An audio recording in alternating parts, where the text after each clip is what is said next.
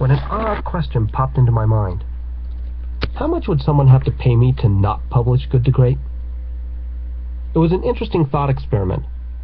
I'd just spent the previous 5 years working on the research project. Now, not that there isn't some number that might entice me to bury it, but by the time I'd crossed the $100 million threshold, it was time to head back down the trail. Even that much couldn't convince me to abandon the project. I'm a teacher at heart.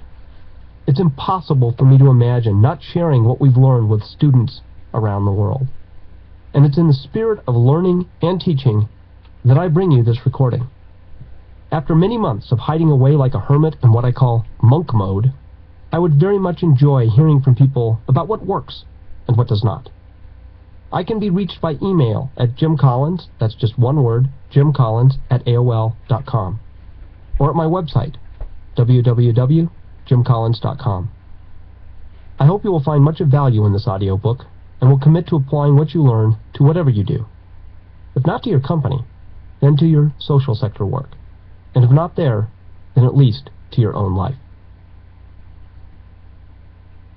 Chapter 1. Good is the enemy of great. Good is the enemy of great. And that is one of the key reasons why we have so little that becomes great. We don't have great schools, principally because we have good schools. We don't have great government, principally because we have good government, and it works pretty well. The vast majority of companies never become great precisely because the vast majority become quite good. And therein lies their main problem. And the truth be told, the vast majority of people will look back from the end of their lives and realize that they did not have a great life, in large part because it is just so easy to settle for a good one.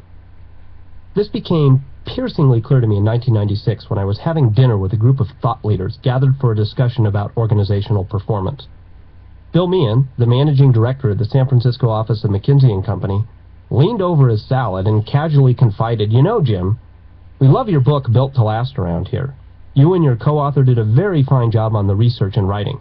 Unfortunately, it's useless." Curious, I asked Meehan to explain his useless comment. "The companies you wrote about were, for the most part, always great," he said. "They never had to turn themselves from good companies into great companies. They had parents like David Packard and George Merck who shaped the character of greatness from early on. They instilled the genetics. But what about the vast majority of companies that wake up partway through life and realize they're good, but not great?" I realized that Meehan was exaggerating for effect with his useless comment, but his essential observation was correct and disturbing. That truly great companies, for the most part, have always been great. Great is great, good is good, and never the twain shall meet. Or at least it seems that way. The vast majority of good companies remain just that, good but not great. Indeed, Meehan's comment proved to be an invaluable gift to me, as it planted the seed of a question that became the basis of this entire project. Namely, can a good company become a great company? And if so, how? Or, on the other hand, is the disease of just being good incurable? If you're only average, are you doomed to remain average? 5 years after that fateful dinner, we can now say without question that good to great does happen. And we've learned much about the underlying variables that make it happen. Inspired by Bill Meehan's challenge, my research team and I embarked on a 5-year research effort, a journey to explore the inner workings of good to great. To quickly grasp the concept of the project, picture in your mind a stock chart that is absolutely flat, going nowhere until, bang, it just explodes upward at a steeper than 45-degree angle. In essence, we identified companies that made the leap from good results to great results and sustained those results for at least 15 years. We compared these companies to a carefully selected control group of comparison companies that failed to make the leap, or if they did, they failed to sustain it. We then compared the two sets of companies to discover the essential and distinguishing factors that make for good to great. The good to great examples that made the final cut into the study attained extraordinary results, averaging cumulative stock returns 6.9 times the general market in 15 years following their transition points. Now, to put that in perspective, General Electric, considered by many to be the best-led company in America at the end of the 20th century, outperformed the market by 2.8 times over the 15 years 1985 to 2000. Less than half the rate of performance of the Good to Great set. Furthermore, if you invested $1 in a mutual fund of the Good to Great companies in 1965, holding each company at the general market rate until the date of transition, and you simultaneously put $1 in a general market stock fund, your $1 in the Good to Great fund taken out on January 1, 2000 would have multiplied 471 times. Every dollar would have given you $471 back, compared to only a 56-fold increase in the general market. These are remarkable numbers by any measure, made all the more remarkable when you consider the fact that they came from companies that had previously been so utterly unremarkable. Consider just one case, one of my favorite from the study, Walgreens. For over 40 years, Walgreens was the walking embodiment of mediocrity. It had bumped along as a very average company, more or less tracking the general market. Then in 1975, seemingly out of nowhere, bang! Walgreens began to climb, and climb, and climb, and climb, and climb, and it just kept right on climbing. From December 31, 1975 to January 1, 2000, $1 invested in Walgreens beat $1 invested in technology superstar Intel by nearly 2 times, General Electric by nearly 5 times, Coca-Cola by nearly 8 times, and the general stock market, including the NASDAQ stock run-up to the end of 1999, by over 15 times. You gotta want to know how they did that. How on earth did a company with such a long history of being nothing special transform itself into an enterprise that outperforms some of the best-led organizations in the world? Not by a little bit, but by multiples. And why was Walgreens able to make the leap when other companies in the same industry with the same opportunities and similar resources at the exact same time, such as Eckerd, did not make the leap? This single case captures the essence of our quest. But I want to be clear. Good to Great is not about Walgreens per se, or any of the specific companies we studied. It is about the question. Can a good company become a great company? And if so, how? Good to Great is about our search for timeless, universal answers that can be applied by any organization. Our 5-year quest yielded many insights, a number of them surprising and quite contrary to conventional wisdom. And indeed, I would say a number of them are going to upset and bother not a small number of people. But one giant conclusion stands above the others. We believe that almost any organization can substantially improve its stature and performance, perhaps even become great, if it conscientiously applies the framework of ideas we've uncovered. In the rest of this chapter, I will tell you the story of our journey, outlining our research method, and I will preview our key findings. Then in the next chapter, we'll launch headlong into the findings themselves, beginning with one of the most provocative of the entire study, a concept that we call Level 5 leadership. People often ask me, what motivates you to undertake these huge research projects? It's a good question. There are a heck of a lot easier ways to write best-selling books than to do 5-year massive research projects. The basic answer is one thing: curiosity. There is nothing I find more exciting than picking a question that I don't know the answer to and embarking on a quest for answers. It's deeply satisfying to climb into the boat, like Lewis and Clark, and head west saying, "We don't know what we're going to find when we get there, but we'll let you know when we get back." Here's the abbreviated story of this particular odyssey of curiosity. There were 4 basic phases to our research effort. Phase 1 was the search for companies. Phase 2, doing the comparison set. Phase 3, climbing inside the black box of Good to Great and figuring out what's in there. And Phase 4 is taking the chaos of tons of data and creating concepts out of it, or chaos to concept. Phase 1, the search. With a question in hand: can a good company become a great company? And if so, how? I began to assemble a team of researchers. In fact, when I use "we" throughout this reading, I'm referring to the research team. In all, 21 wonderful people worked on this project at key points, usually in teams of 4 to 6 at a time. Our first task was to find companies that showed the good to great pattern. We launched a 6-month death march of financial analysis, at least as we came to call it, looking for companies that showed the following basic pattern. 15-year cumulative stock returns at or below the general stock market, punctuated by a transition point, a moment of upward shift. Then cumulative returns at least 3 times the market over the next 15 years. Again, picture that chart. Flat for 15 years, bang, transition point, up for 15 years. We picked 15 years because it would transcend one-hit wonders and lucky breaks. Look, you can't just be lucky for 15 years. And would exceed the average tenure of most chief executive officers, helping us to separate great companies from companies that just happen to have a single great leader. We picked the 3x hurdle, that is, beating the market 3 times in 15 years, because it exceeds the performance of most widely acknowledged great companies. For example, if you had an opportunity to invest in a marquee set of the following companies from 1985 to 2000, 3M, Boeing, Coca-Cola, GE, Hewlett-Packard, Intel, Johnson & Johnson, Merck, Motorola, Pepsi, Procter & Gamble, Walmart, and Disney, your investment would have beat the market 2.5 to 1 in those companies. So beating the market 3 times in 15 years means beating a mutual fund of those marquee companies. Not a bad set to beat. From an initial universe of companies that appeared on the Fortune 500 in the years 1965 to 1995, we systematically searched and sifted, looking for that good to great pattern, and eventually found 11 good to great examples.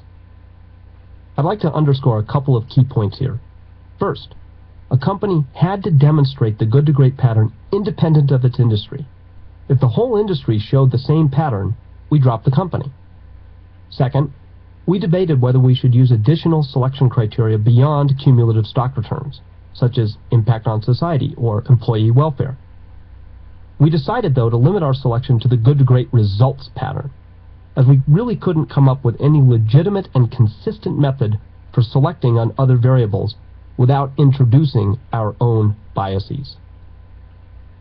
In the last chapter of this reading, I will address the relationship between corporate values and enduring great companies. But the focus of this particular research effort is on the very specific question of how to turn a good organization into one that produces sustained great results. So who were the 11 remarkable good to great cases? Here they are.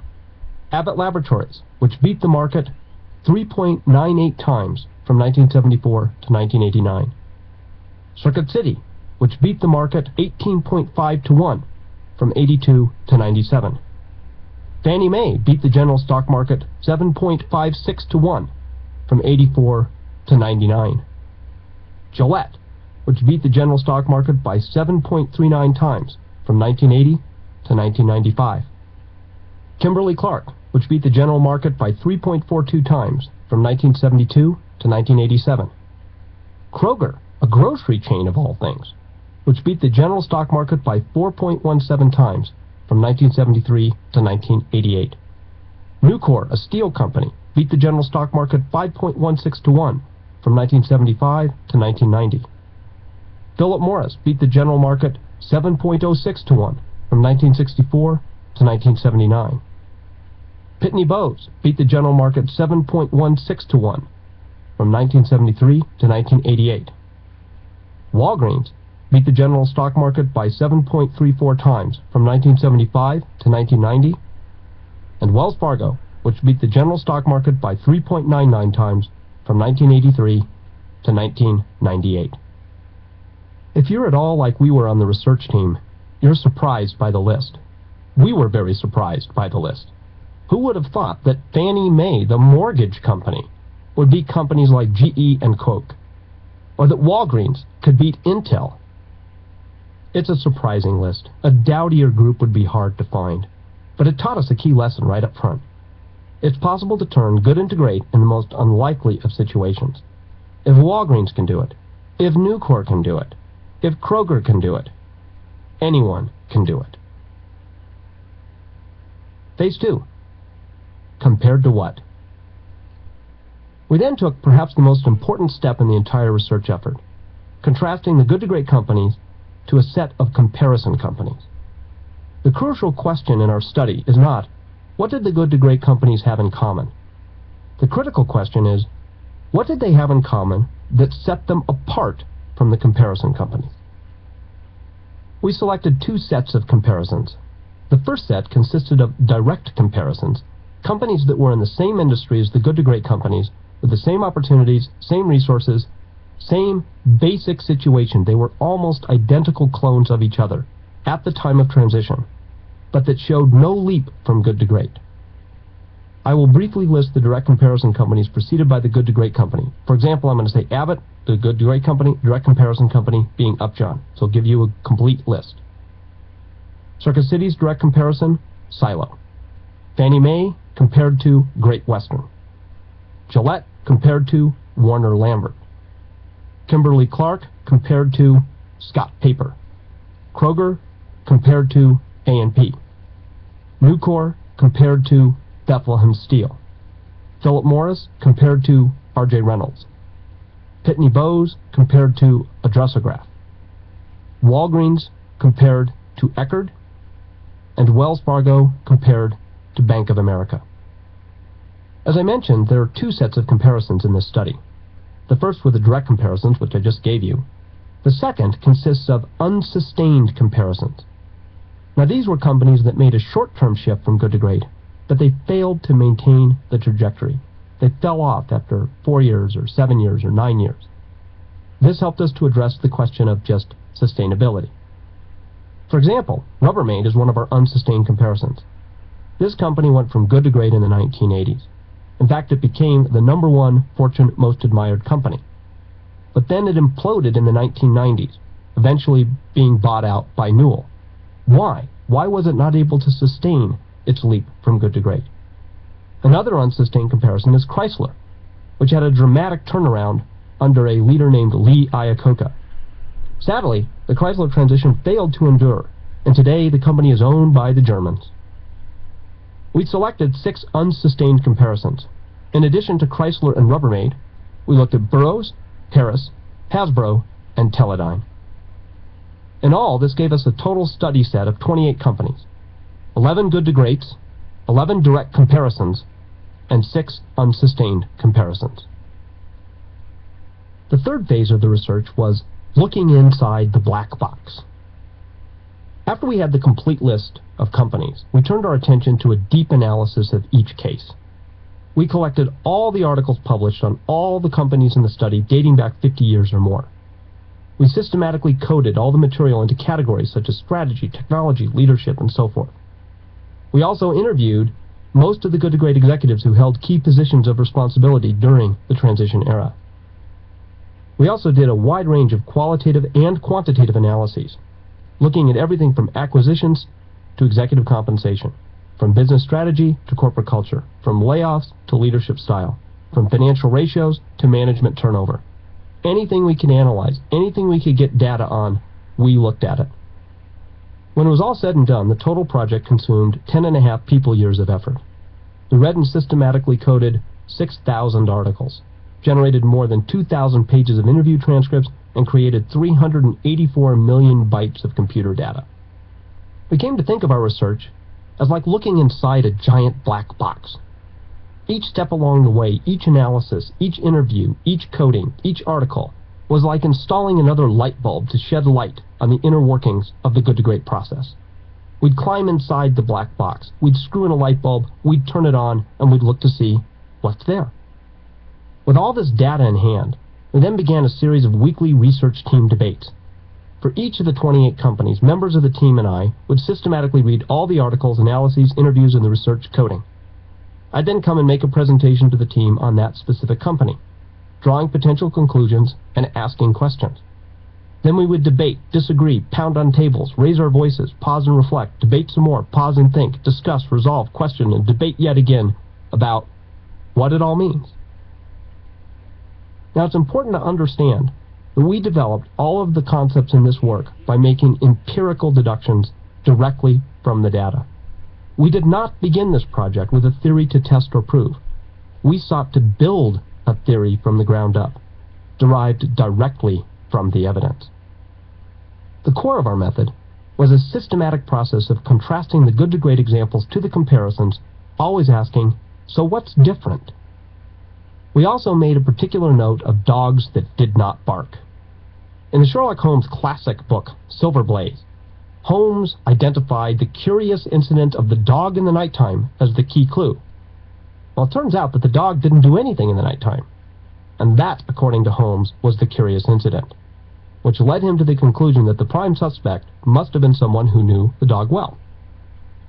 In our study, similar to Holmes, what we didn't find, the dogs we might have expected to bark but didn't, turned out to be some of the best clues to the inner workings of good to great. When we stepped inside the black box and turned on the light bulbs, we were frequently just as astonished at what we did not see as what we did.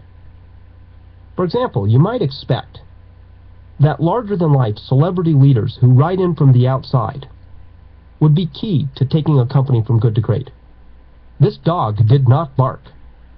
10 of 11 good to great CEOs came from inside the company, whereas the comparison companies tried outside CEOs 6 times more often.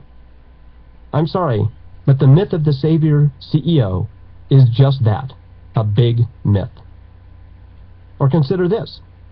We found no systematic pattern whatsoever, none, zip, nada, that linked specific forms of executive compensation to the process of going from good to great. The idea that the structure of executive compensation is a key driver in corporate performance is simply not supported by the data. Or all the discussion about strategy and long-range strategic planning.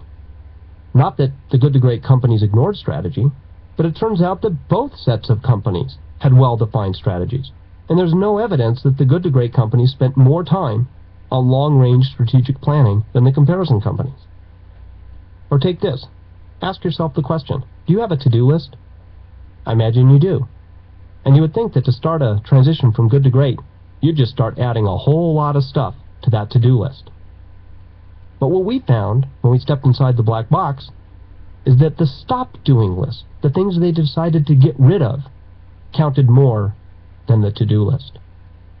Oh, and here in the 2000s, we sure think that technology drives everything. It is the great manna of the age. But it turns out that when you look closely inside the black box of good to great, technology and technology-driven change has virtually nothing to do with igniting a transformation from good to great. We did find technology to accelerate transformations, but we learned that technology cannot cause a transformation. It can never be the fundamental prime mover in a shift from good to great. With all the buying and selling on Wall Street, you would think that mergers and acquisitions must play a vital role. And they do play a role, but they play virtually no role in igniting a transformation, meaning they're not there at the beginning. Two big mediocrities joined together never make one great company. Later in the book I will explain what role acquisitions do play. But if you think that you can go from good to great by buying something, think again. The good to great companies, you would think, spend a lot of time launching change programs and trying to figure out how to motivate employees. Sorry, but this is a barking dog too, or should I say, a dog you would expect to bark but didn't. They paid scant attention to managing change, motivating people, or creating alignment. Under the right conditions, we learned, the problems of commitment, alignment, motivation, and change largely melt away. They take care of themselves. And speaking of change programs, you would expect that they might have had a change program to change their stature from good to great. Well, guess what? This dog did not bark. They had no name, no tagline, no launch event, no program to signify their transformation. In fact, some reported being unaware of the magnitude of the transformation at the time they were going through it. Only in retrospect did it become clear. Yes, they did produce truly revolutionary leaps in results, but they did not do it by a revolutionary process. And finally, whenever I introduce the Good to Great research project, people always think, well, these companies must have just been in the right place at the right time, or they were in a great industry. But guess what?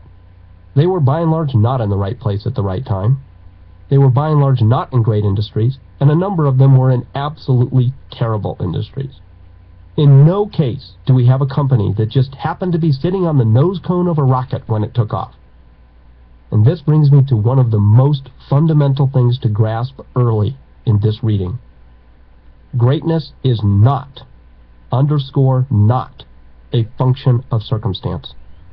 Greatness, it turns out, is largely a matter of conscious choice. Phase 4 of the research, going from chaos to concept.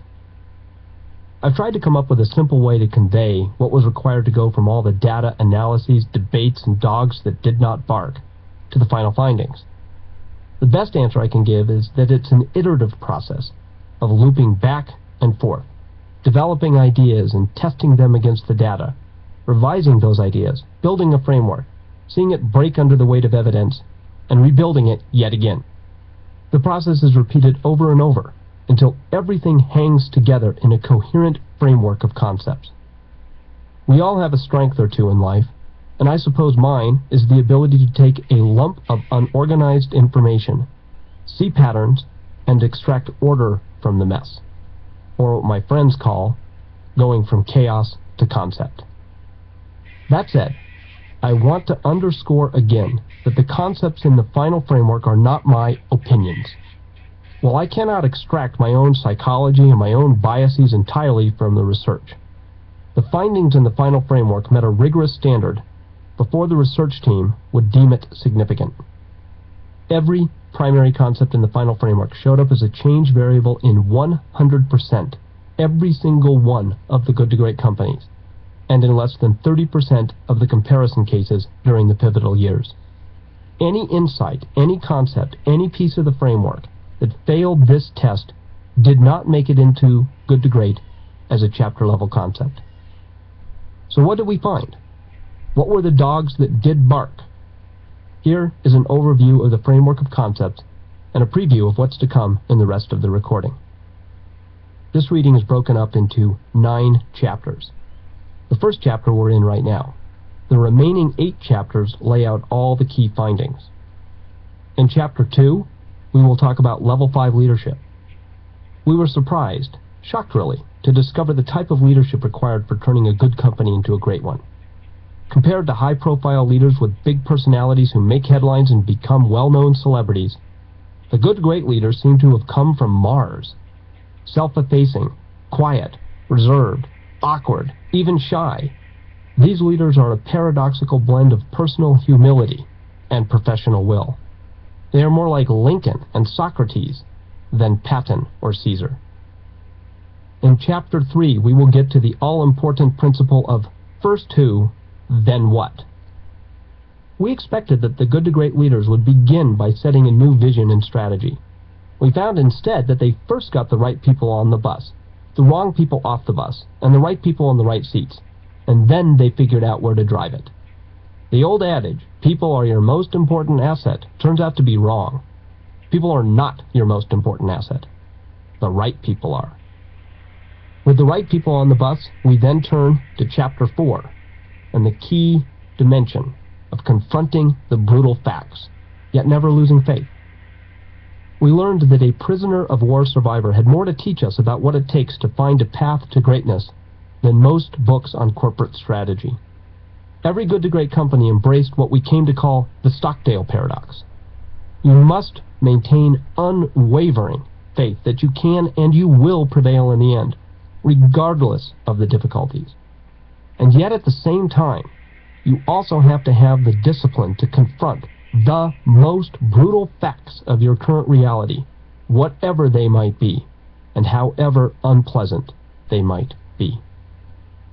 With the discipline of the Stockdale paradox in mind, we then turn in chapter 5 to the hedgehog concept, or what we call gaining simplicity within the 3 circles. To go from good to great requires transcending the curse of competence. Just because something is your core business, just because you've been doing it for years, perhaps even decades, doesn't mean you can be the best in the world at it. And if you can't be the best in the world at your core business, then your core business absolutely cannot form the basis of a great company. It must be replaced with a simple concept that reflects deep understanding of three intersecting circles. We will discuss all three in Chapter 5. With the hedgehog concept in hand, clearly getting yourself in the middle of the three circles, we then turn in Chapter 6 to building a culture of discipline. All companies have a culture. Some companies have discipline, but few have a culture of discipline. When you have disciplined people, you don't need hierarchy. When you have disciplined thought, you don't need bureaucracy. When you have disciplined action, you don't need excessive controls. When you combine a culture of discipline with an ethic of entrepreneurship, you get a magical alchemy of great performance. Late in the process, after you've made a breakthrough from good to great, you accelerate that breakthrough in Chapter 7 with what we call technology accelerators. It turns out that good to great companies think differently about the role of technology. They never use technology as the primary means of igniting a transformation.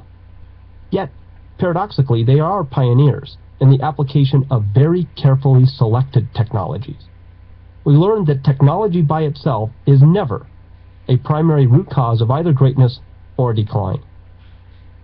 In Chapter 8, we turn to an overarching concept, a concept that wraps around most of the other concepts, called the flywheel. And we contrast that concept to something called the doom loop. Those who launch revolutions, dramatic change programs, and wrenching restructurings will almost certainly fail to make a sustained leap from good to great. No matter how dramatic the end result, the good to great transformations never happened in one fell swoop. There was no single defining action, no grand program, no one killer innovation, no solitary lucky break, no miracle moment. Rather, the process resembles relentlessly pushing a giant heavy flywheel in one direction, turn upon turn upon turn upon turn, building momentum until a point of breakthrough and beyond. Finally, in Chapter 9, we will take a look at what it takes to go from good to great to built to last. In an ironic twist, I now see Good to Great not as a sequel to Built to Last, but as really a prequel. Good to Great is about how to turn a good organization into one that produces sustained great results. Built to Last, my previous book, with Jerry Hyporis, is about how you take a company with great results and turn it into an enduring great company of iconic stature. To make that final shift from good to great to built to last requires core values and a purpose beyond just making money, combined with a key dynamic of preserve the core and stimulate progress. If you're already a student of Built to Last, please set aside your questions about the links between the two studies as you embark upon this recording of Good to Great. In that last chapter, in Chapter 9, we will return to this question and link the two studies together. I had just finished presenting my research to a set of internet executives gathered at a conference when a hand shot up in the back of the room. The young member of the internet elite stood up and asked, "Will your findings continue to apply in the future as the world changes? Don't we need to throw out all the old ideas and start from scratch? It is, after all, a new economy, a new world order." It's a legitimate question, as we do live in a time of dramatic change, and it comes up so often that I'd like to dispense of it right up front. Yes, without doubt, the world is changing, and it will continue to do so. But that does not mean that we should stop the search for timeless principles. Think of it this way. While the practices of engineering continually evolve and change, the laws of physics remain relatively fixed. I like to think of all of our work, in both Good to Great and Built to Last, as the search for timeless principles, the enduring physics of great organizations, that will remain true and relevant no matter how the world changes around us, and no matter how the engineering we apply to that world changes. Yes, the specific application will change, but certain immutable laws of organized human performance will endure. So as you immerse yourself in the material, keep one key point in mind. This is not about the old economy. It's not about the new economy. It's not even about the companies you're learning about in this tape, or even about business per se. It's ultimately about one thing: the timeless principles, the enduring physics, the fundamental laws of good to great. It's about how you take a good organization and turn it into one that produces sustained great results. using whatever definition of results best applies to your organization. Now, let me share with you a not-so-secret secret. This might come as a surprise, but I don't primarily think of my work as about the study of business, and I don't consider myself a business author or this a business tape. Rather, I see my work as about discovering what creates enduring great organizations of any type. I'm curious to understand the fundamental differences between great and good, between excellence and mediocrity.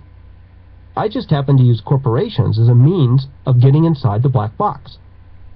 I do this because publicly traded corporations, unlike other types of organizations, have two huge advantages for research. One, a widely agreed upon definition of results, so we can rigorously select our study set. And second, a whole lot of accessible data. That good is the enemy of great is not just a business problem. It is a human problem. If we have cracked the code on the question of good to great, we should have something of value to any type of organization. Good schools might become great schools. Good newspapers might become great newspapers. Good churches might become great churches. Good government might become great government. And good companies might become great companies. And so I invite you to join me on an intellectual adventure to discover what it takes to turn good into great. But as you listen to this, I encourage you to question and to challenge what you learn. As one of my favorite professors once said to me, the best students are those who never quite believe they're professors. True enough, but he also said, one ought not to reject the data merely because one does not like what the data implies. I offer everything herein for your consideration, not blind acceptance. You're the judge and jury. Let the evidence speak. Chapter 2, Level 5, Leadership. In 1971, a seemingly ordinary man named Darwin E. Smith became chief executive of Kimberly-Clark, a stodgy old paper company whose stock had fallen 36% behind the general market over the previous 20 years. Smith, the company's mild-mannered in-house lawyer, wasn't so sure the board had made the right choice. A feeling further reinforced when a director pulled Smith aside and reminded him that he lacked some of the qualifications for the position. But CEO he was, and CEO he remained for 20 years.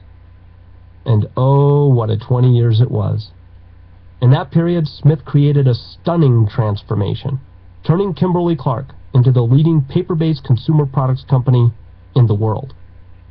Under his stewardship, Kimberly-Clark generated cumulative stock returns 4.1 times the general market, handily beating its direct rivals Scott Paper and Procter & Gamble, and outperforming such venerable companies as Coca-Cola, Hewlett-Packard, 3M, and General Electric. It's an impressive performance, one of the best examples in the 20th century of taking a good company and making it great. Yet have you ever heard of Darwin Smith? Few people, even ardent students of management and corporate history, know anything about Darwin Smith. Funny thing is, he would have liked it that way. A man who carried no airs of self-importance, Smith found his favorite companionship among plumbers and electricians, and he spent his vacations rumbling around his Wisconsin farm in the cab of a backhoe, digging holes and moving rocks. He never cultivated hero status or executive celebrity status. He liked his anonymity.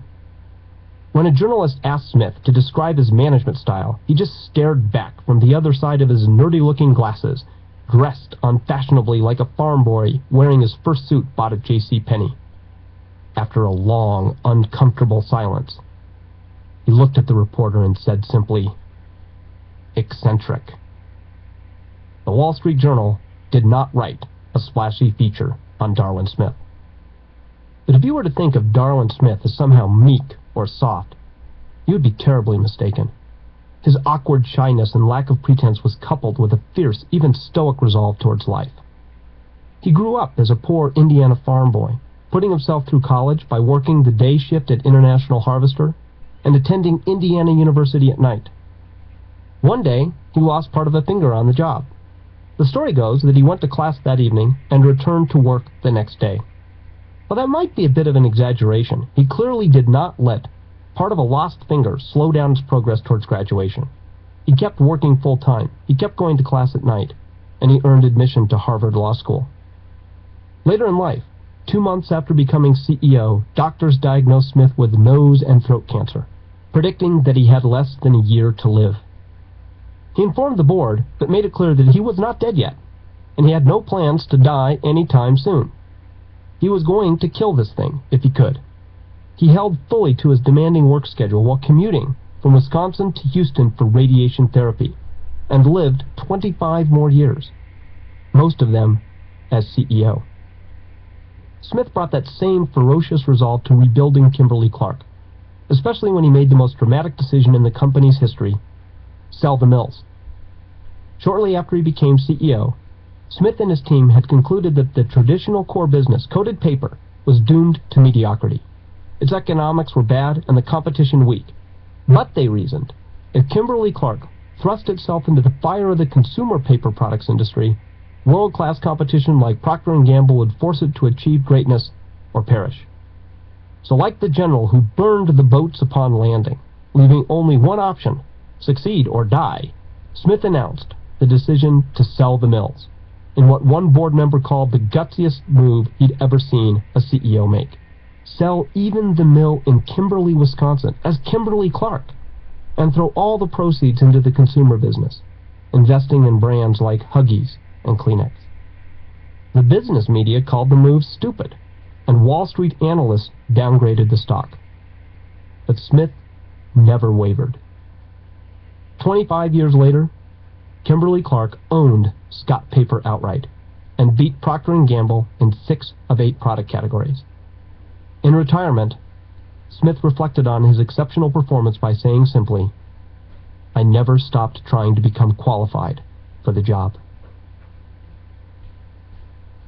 Darwin Smith stands as a classic example of what we came to call a level 5 leader, an individual who blends extreme personal humility with intense professional will.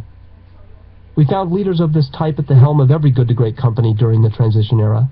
Like Smith, they were self-effacing individuals who displayed the fierce resolve to do whatever needed to be done to make the company great. Level 5 leaders channel their ego needs away from themselves and into the larger goal of building a great company.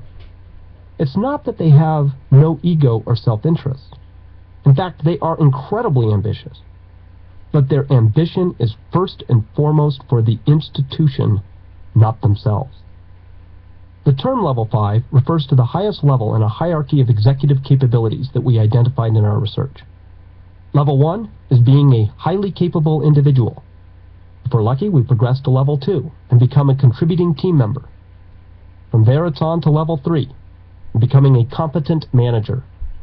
A few make it from there to Level 4, which is to become an effective leader. But then there's Level 5, which we call simply Level 5. While you don't need to move in sequence from Level 1 to Level 5, it might be possible to fill in some of the lower levels later. Fully developed Level 5 leaders embody all 5 layers on the pyramid. Now, I'm not going to belabor all 5 levels here. Levels 1 through 4 are somewhat self-explanatory, and they're discussed extensively by other authors. This chapter will focus instead on the distinguishing traits of the good to great leaders, in contrast to the comparison leaders, namely the Level 5 traits. First, though, I want you to permit a brief digression to set an important context. It's important to understand that we were not looking for Level 5 leadership or anything like it. In fact, at the beginning of the study, I gave the research teams explicit instructions to downplay the role of top executives. In fact, if I'm really quite honest about it, I said, we will not have a leadership answer in this book. I did not want to fall into the simplistic credit the leader or blame the leader thinking that is so commonplace today. The reason I did this is because the leadership is the answer to everything perspective is the modern equivalent to God is the answer to everything that held back our scientific understanding of the physical world in the Dark Ages. If you go back to the 1500s, people ascribed all events they didn't understand to God. Why did crops fail? God did it. Why did we have an earthquake? God did it. What holds the planets in place? God. But with the Enlightenment, we began to search for a more scientific understanding, and we began to understand physics and chemistry, biology, plate tectonics, and so forth. Not that we became atheists, but we gained deeper understanding about how the universe ticks.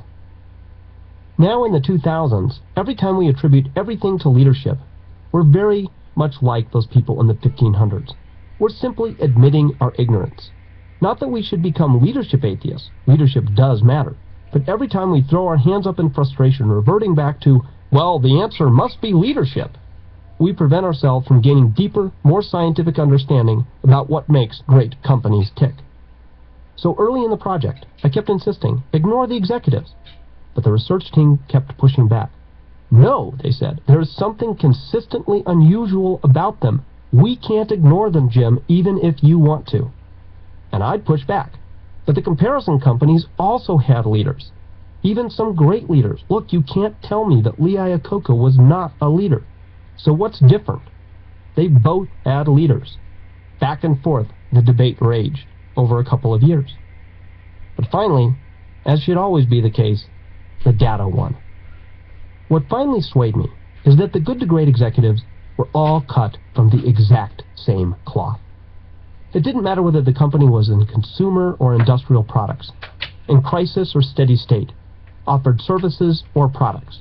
It didn't matter when the transition took place or how big the company. All the good to great companies had level 5 leadership at the time of transition. Furthermore, the absence of level 5 leadership showed up as a consistent pattern in the comparison companies. And given that level 5 leadership cuts against the grain of conventional wisdom and cuts against our obsession with celebrity and big names and egocentric executives, it's important to note that this is an empirical finding, not an ideological one. Level 5 leaders are a study in duality, modest yet willful, humble yet fearless. To quickly grasp this concept, I like to think of United States President Abraham Lincoln, one of the few level 5 presidents in American history, who never let his own ego get in the way of his primary ambition for the larger cause of an enduring great nation.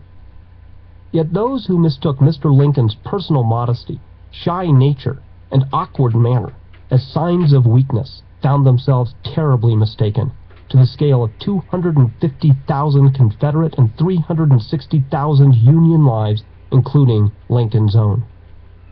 While it might be a bit of a stretch to compare the good to great CEOs to Abraham Lincoln, they did display the same duality.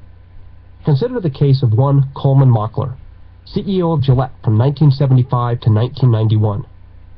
During Mockler's tenure, Gillette faced 3 attacks that threatened to destroy the company's opportunity for greatness. 2 of those attacks came as hostile takeover bids from Revlon, led by Ronald Perelman, a cigar-chomping raider with a reputation for breaking apart companies to pay down junk bonds and finance more hostile raids. The 3rd attack came from the Coniston Partners, an investment group that bought 5.9% of Gillette stock and initiated a proxy battle to seize control of the board, hoping to sell the company to the highest bidder and pocket a quick gain on their shares. Had Gillette been flipped to Perelman at the price he offered, shareholders would have reaped an instantaneous 44% gain on their stock. Looking at $2.3 billion of short-term stock profit across 116 million shares, most executives would have capitulated, pocketing millions from flipping their own stock and cashing in on generous golden parachutes. But Coleman Mockler did not capitulate. He chose instead to fight for the future greatness of Gillette, even though he himself would have pocketed a substantial sum on his own shares. A quiet and reserved man, always courteous, Mockler had the reputation of a gracious, almost patrician gentleman. Yet those who mistook Mockler's reserved nature for weakness found themselves beaten in the end. In the proxy fight, senior Gillette executives reached out to thousands of individual investors, person by person, phone call by phone call, and won the battle. Now you might be thinking, okay, come on, that just sounds like self-serving, entrenched management fighting for their interests at the expense of shareholder interests.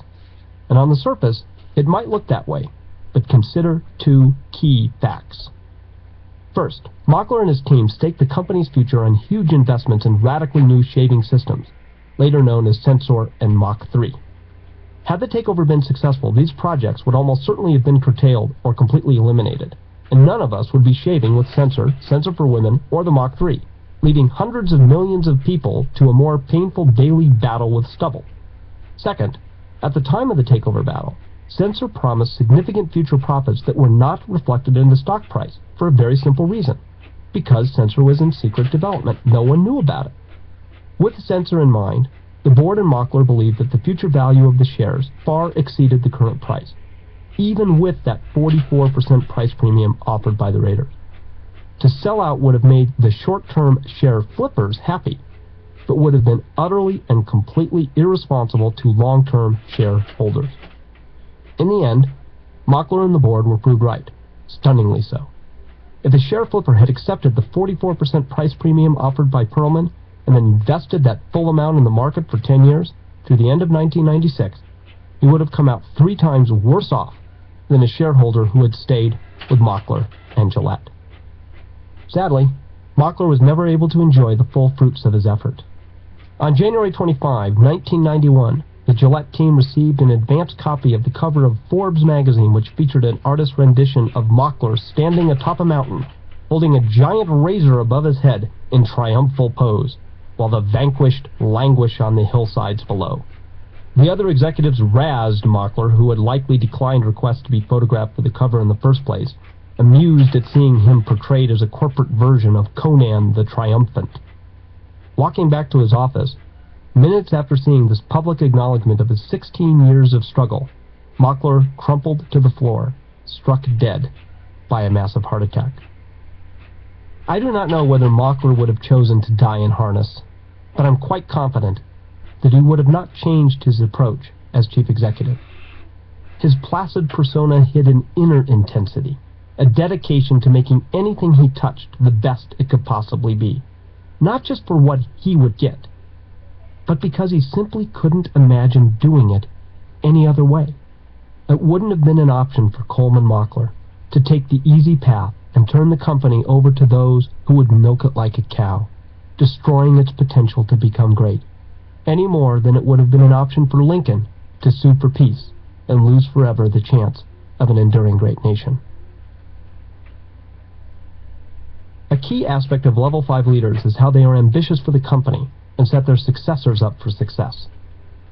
When David Maxwell became CEO of Fannie Mae in 1981, the company was losing $1 million every single business day.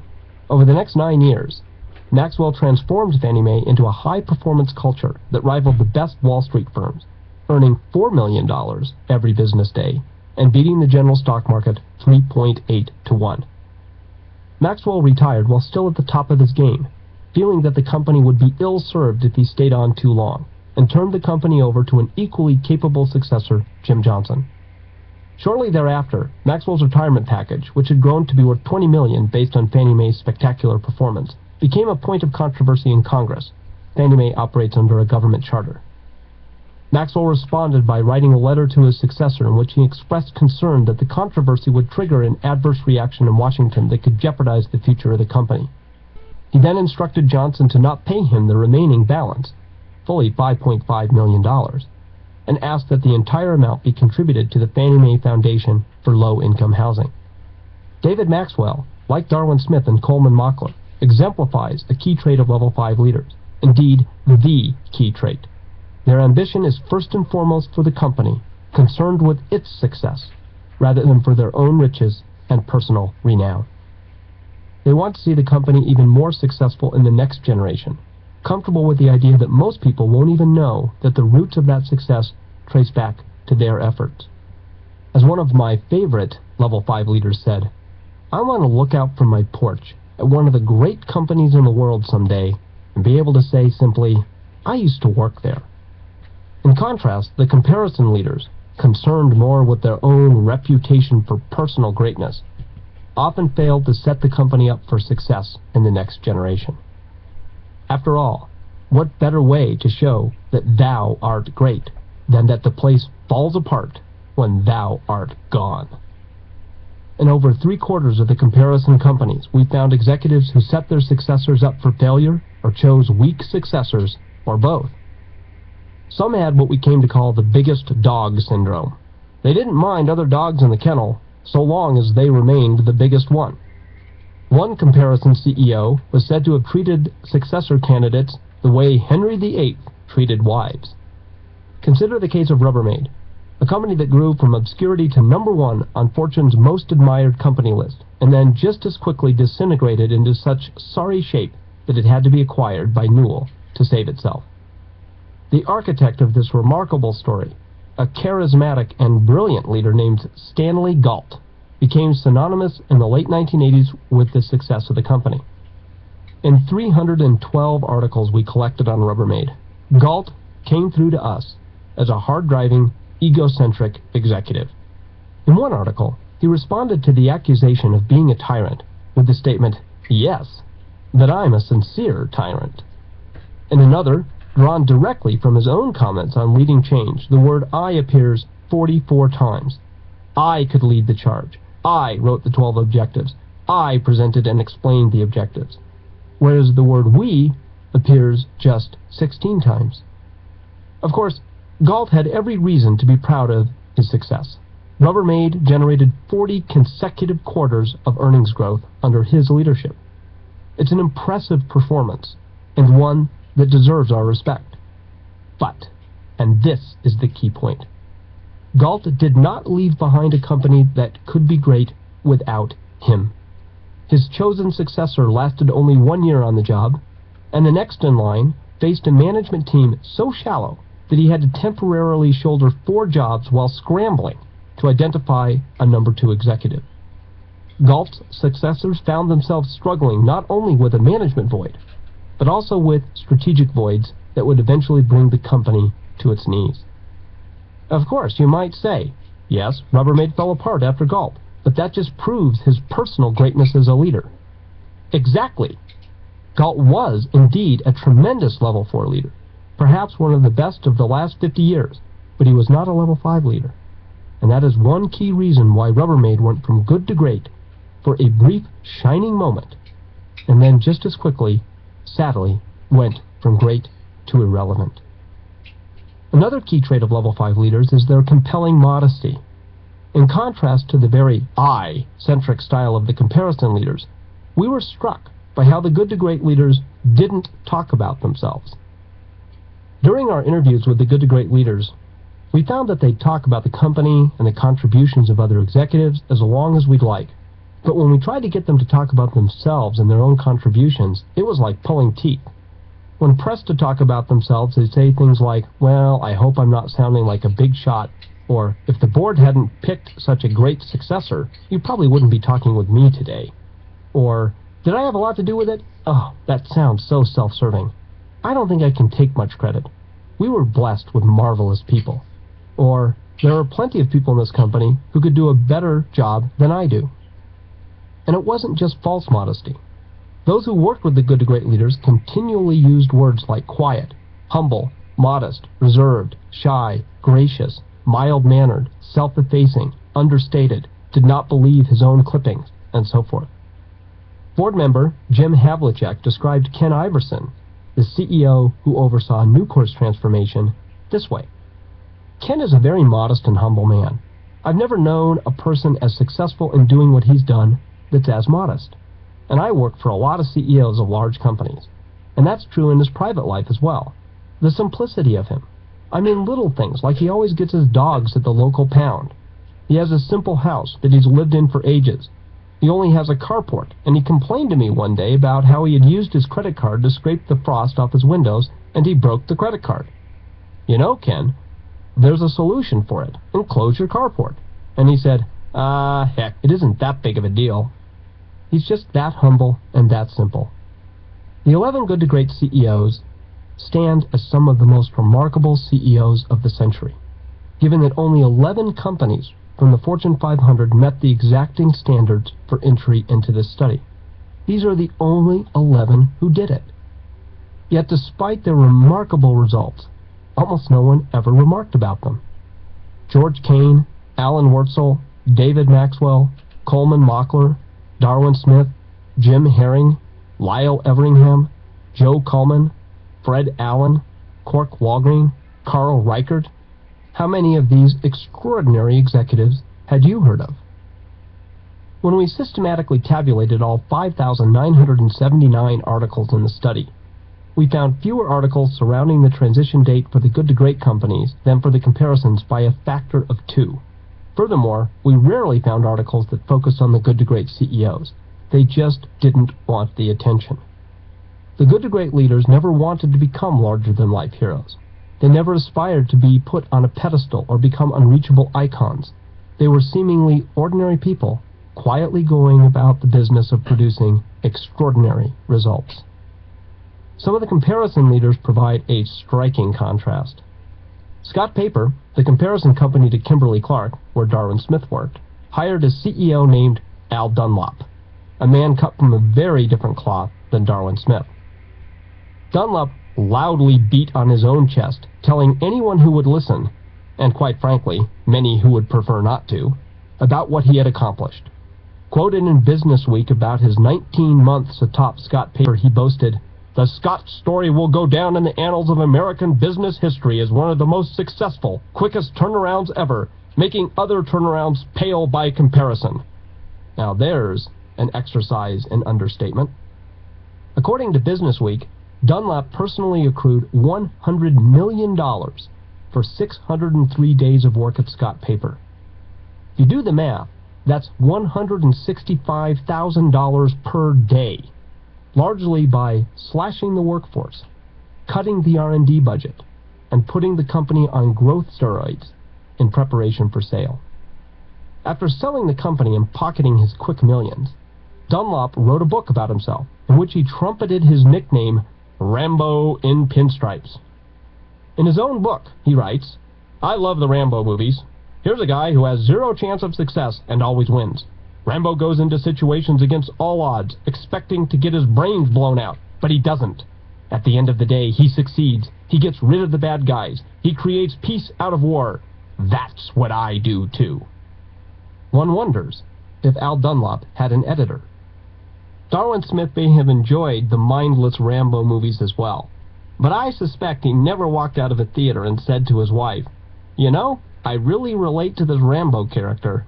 He reminds me of me." Now granted, the Scott Paper story is one of the most dramatic in our study, but it's not an isolated case. In over 2/3 of the comparison cases, we noted the presence of a gargantuan personal ego that contributed to the demise or continued mediocrity of the company. We found this pattern particularly strong in the unsustained comparisons, cases where the company would show a leap in performance under a talented yet egocentric leader, only to decline in later years.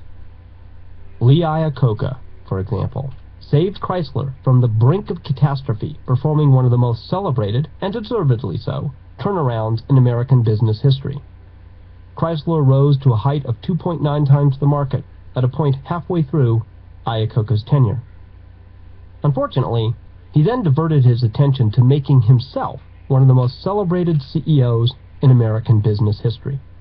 Investors Business Daily and the Wall Street Journal chronicled how Iacocca appeared regularly on talk shows like The Today Show and Larry King Live, personally starred in over 80 commercials, entertained the idea of running for President of the United States. He was even quoted at one point to say, "Running Chrysler has been a bigger job than running the country. I could handle the national economy in 6 months." And then he widely promoted his autobiography. The book, modestly titled Iacocca, sold 7 million copies and elevated him to rock star status, leading him to be mobbed by thousands of cheering fans upon his arrival in Japan. Iacocca's personal stock soared, but in the second half of his tenure, Chrysler's stock fell 31% behind the general market. Sadly, Iacocca, who was a remarkable turnaround artist, had trouble leaving center stage and letting go of the perks of executive kingship. He postponed his retirement so many times that insiders at Chrysler began to joke that Iacocca stood for "I am chairman of Chrysler Corporation always." And when he finally did retire, he demanded that the board continue to provide a private jet and stock options. Later, in retirement, he joined forces with noted takeover artist Kirk Kerkorian to launch a hostile takeover bid for Chrysler. Chrysler experienced a brief return to glory in the 5 years after Iacocca's retirement, but the company's underlying weaknesses eventually led to a buyout by German carmaker Daimler-Benz. Certainly the demise of Chrysler as a standalone company does not rest entirely on Iacocca's shoulders.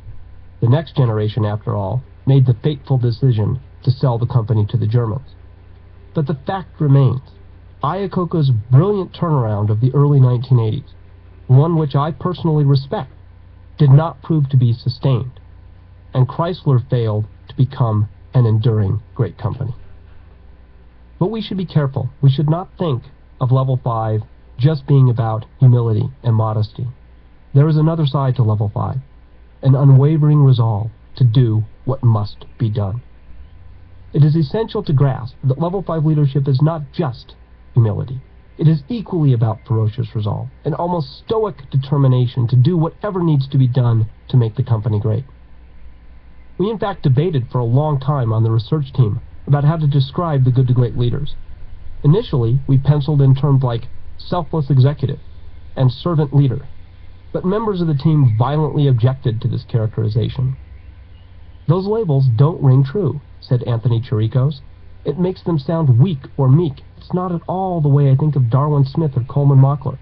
They would do almost anything to make the company great."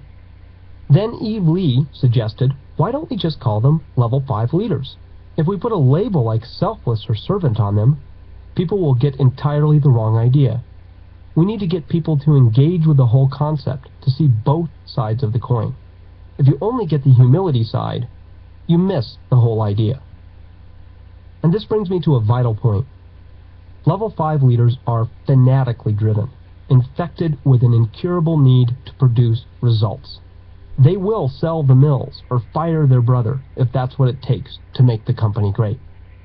When George Kane became CEO of Abbott Laboratories, it sat in the bottom quartile of the pharmaceutical industry. Kane didn't have an inspiring personality to galvanize the company, but he had something much more powerful: inspired standards. He could not stand mediocrity in any form and was utterly intolerant of anyone who would accept the idea that good is good enough. Kane then set out to destroy one of the key causes of Abbott's mediocrity: nepotism. Systematically rebuilding both the board and the executive team with the best people he could find, Kane made it clear that neither family ties nor length of tenure would have anything to do with whether you held a key position in the company. If you didn't have the capacity to become the best executive in the industry in your span of responsibility, then you would lose your paycheck. Such rigorous rebuilding might be expected from an outsider brought in to turn the company around, but Kane was an 18-year veteran insider and a family member, the son of a previous Abbott president. Holiday gatherings were probably tense for a few years in the Kane clan. "Gee, I'm really sorry I had to fire you. Would you like another slice of turkey?" In the end, family members were quite pleased with the performance of their stock, though, for Kane set in motion a profitable growth machine that, from its transition date in 1974 to 2000, created shareholder returns that beat the market 4.5 to 1, handily outperforming industry superstars Merck and Pfizer. Now, I'd like you to notice an interesting pattern developing here. Darwin Smith, Coleman Mockler, and George Kane all came from inside the company. Now look on the other side. Stanley Galt, Al Dunlop, and Lee Iacocca, comparison executives, rode in as saviors from the outside, trumpets blaring. And in fact, when you look across the entire study, this is a systematic finding. The idea that you need an outside leader to come in and shake the place up is simply not supported by the evidence. In fact, quite the contrary. Going for a high-profile outside change agent, a savior CEO, is negatively correlated with a sustained transformation from good to great. 10 out of 11 good to great CEOs came from inside the company, and 3 of them from family inheritance. Now, the comparison companies turned to outsiders with 6 times greater frequency, yet they failed to produce sustained great results. A superb example of insider-driven change comes from Charles R. Cork Walgreen III, who transformed Dowdy Walgreens into a company that outperformed the stock market by over 15 times from 1975 to 2000. After years of dialogue and debate within his executive team about Walgreens' food service operations, Cork sensed that the team had finally reached a watershed point of clarity and understanding. Walgreens' brightest future would be in convenient drugstores, not food service. Dan Jornt, who succeeded Walgreens as CEO in 1998, describes what happened next. Cork said at one of our planning meetings, "Okay, I'm going to draw a line in the sand. We're going to be out of the restaurant business completely in 5 years." At that time, we had over 500 restaurants. You could have heard a pin drop. He said, "I want to let everybody know the clock is ticking." 6 months later, we were at our next planning meeting, and someone mentioned just in passing that we only had 5 years to be out of the restaurant business. Cork's not a real vociferous fellow. He sort of tapped on the table and said, "Listen, you have 4.5 years. I said you had 5 years 6 months ago. Now you've got 4.5 years. Well, that next day, things really clicked into gear winding down our restaurant business. He never wavered. He never doubted. He never second-guessed. Like Darwin Smith selling the mills at Kimberly-Clark, Cork Walgreens' decision required stoic resolve. Not that food service was the largest part of the business, although it did add substantial profits. The real problem was more emotional. Walgreens had, after all, invented the malted milkshake, and food service was a long-standing family tradition dating back to his grandfather. Some food service outlets were even named after the CEO himself, a restaurant chain named Corky's. But no matter, if Walgreens had to fly in the face of long-standing family tradition in order to focus on where it could be the best in the world, which turned out to be convenient drugstores, Cork would do it. Quietly, doggedly, simply. The quiet, dogged nature of the Level 5 leaders showed up not only in big decisions, like selling off the food service operations or fighting corporate raiders, but also in a personal style of sheer workmanlike diligence. Alan Wurtzel, a second-generation family member who took over his family's small company and turned it into Circuit City, perfectly captured the gestalt of this trait. When I asked him about the differences between himself and his counterpart CEO at Circuit City's comparison company, Wurtzel summed up the show horse and the plow horse. He was more of a show horse, whereas I was more of a plow horse. Alan Wurtzel may have been a plow horse, but he was no ordinary plow horse. Consider the following 2 facts. 1, he holds a Doctor of Jurisprudence degree from Yale. Clearly, his plow horse nature had nothing to do with a lack of intelligence. 2nd, this plow horse attained truly best-in-show results.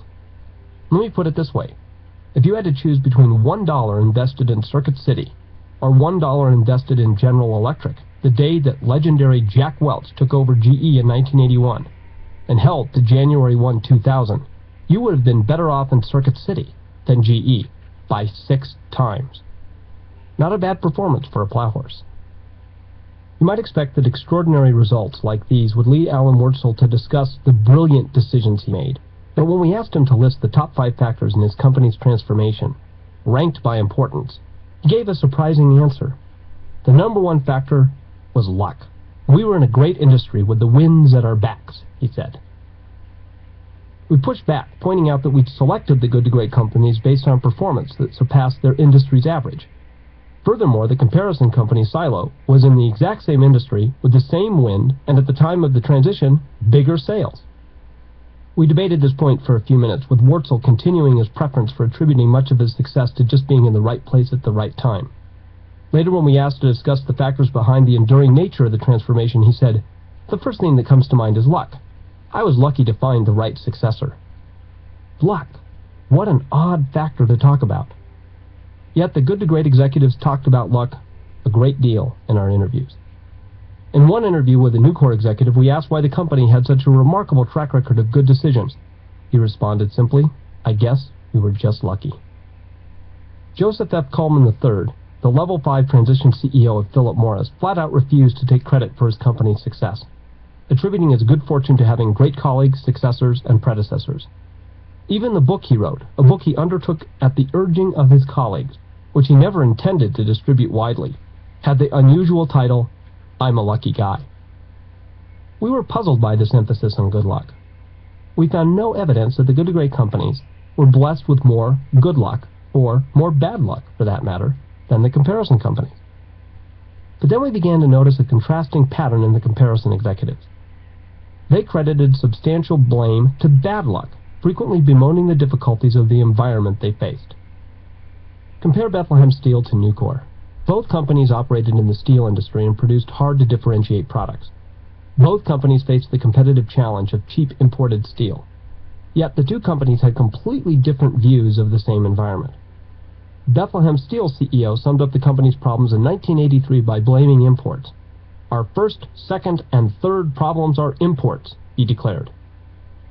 Iverson and his crew at Nucor considered the same challenge from imports as a curse, not as a liability, not as bad luck, but as a blessing, a stroke of good fortune.